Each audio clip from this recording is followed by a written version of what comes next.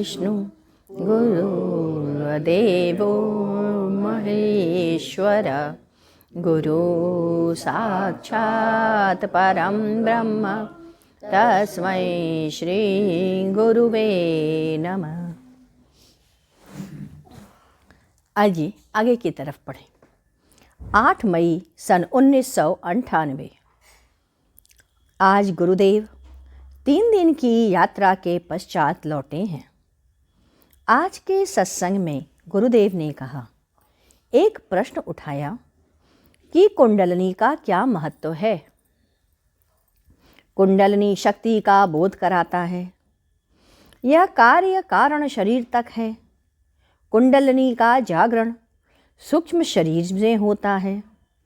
सूक्ष्म शरीर कारण शरीर से जुड़ा रहता है, इसलिए कारण शरीर तक ही कुंडलिनी की भूमिका है। महाकारण शरीर में कुंडलिनी की कोई भूमिका नहीं। महाकारण शरीर आत्मा के सन्निकट है, परंतु आत्मा नहीं कह सकते। कैवल्य शरीर आत्म शरीर है, इसे तुरीयातीत भी कह सकते हैं। हंसा शरीर निर्माण पद को कहते हैं, जिसे तेजस या वैश्वानर शरीर भी कहते हैं। निर्वाण पद परमात्मा से मिलने के अलावा और कोई भी मार्ग नहीं है। आत्मा अपनी चेतन अवस्था से युक्त रहती है। यह अनवरत कार्य करती है। ज्ञानेंद्रिय स्थूल शरीर के द्वारा कार्य करती है, देखना, सुनना, रस का लेना इत्यादि। ज्ञानेंद्रियों का प्रभाव यद्यपि स्थूल पर पड़ता है, परंतु यह देखने की क्रिया आत्मा के कारण ही संभव है। हम जब स्थूल से सूक्ष्म के बीच में जाते हैं तो कहते हैं काम वासना त्याग दो। काम वासना ऊर्जा है। यदि यह काम नाभि के नीचे चली गई तो यह आपकी अज्ञानता को पुष्ट करता है, और यदि यही ऊर्जा ऊपर की ओर चली जाती है तो शक्ति का रूप धारण कर लेती है। यह ऊर्जा सूक्ष्म शरीर ग्रहण करती है। हमारे अन्य रूप जैसे काम, क्रोध, लोभ, यह हमको ऊंची अवस्था में जाने से सदैव रोकते हैं। कुंडलिनी का वास सूक्ष्म शरीर में होता है। सुषुम्ना वैसी ही है जैसे गंगा, जमुना, सरस्वती ईड़ा पिंगला के बीच झूला डाले रहती है। यह कुंडलिनी के बाल के 1000वें भाग के समान है। जब कुंडलिनी कारण शरीर में प्रवेश करती है तो सुषुम्ना में तैरने लगती है। तब यह सहस्रार तक चली जाती है। कुंडलिनी जब तक प्रकृति स्थिति में रहती है तो आत्मदर्शन में बाधा रहता है, क्योंकि तब वह कारण और महाकारण शरीर के बीच में रहती है। इसके पश्चात दिनांक 10 मई सन 1998।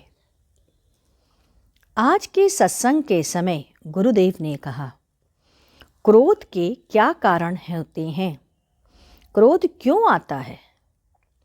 पहला, काम वासना का अतृप्त होना, चाहे वह बूढ़ा हो या जवान। दूसरा, घृणा के भाव का होना।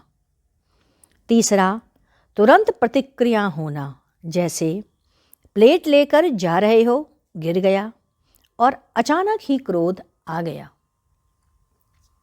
पुनः प्रेम पर चर्चा करते हुए उन्होंने कहा, राधा का कृष्ण के प्रति प्रेम 4th डायमेंशन का था। उनका आत्मिक प्रेम महाकारण के स्पर्श का, जबकि रुक्मणी 2nd डायमेंशन तक ही जाती हैं। इसके पश्चात 12 मई सन 1998। गुरुदेव ने पुनः कहा, बातों के चर्चा में विषय को बढ़ाते हुए कहा, मेरे ना रहने के बाद कुछ संत और कुछ देवता यहाँ अवश्य आया करेंगे और यहाँ रहेंगे भी। उनका समय रात्रि के 12 से 3 के बीच का रहेगा। 2 मुसलमान फ़कीर और 2 स्त्रियां भी आया करेंगी।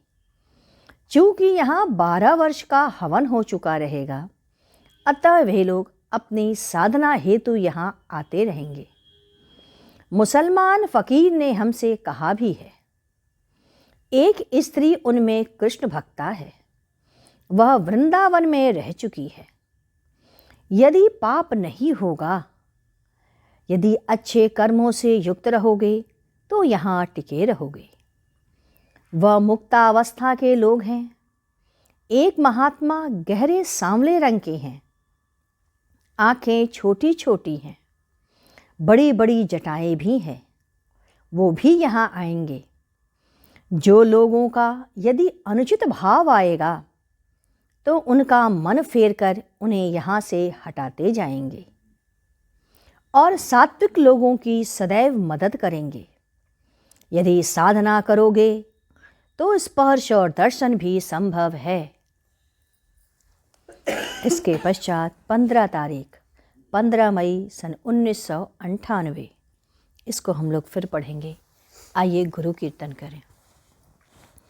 ओम गुरु गुरुदेव, जय गुरु जय गुरु जय गुरुदेव। ओम गुरु ओम गुरुदेव, जय गुरु जय गुरु जय गुरुदेव।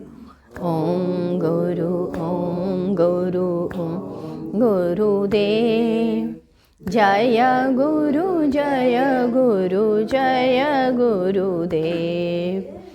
ओम गुरु ओम गुरुदेव, जय गुरु जय गुरुदेव। ओम गुरु ओम गुरुदेव, जय गुरु जय गुरु जय गुरुदेव। ओम गुरु ओम गुरुदेव, जय गुरु जय गुरु जय गुरुदेव। बोलिए सतगुरुदेव महाराज की जय।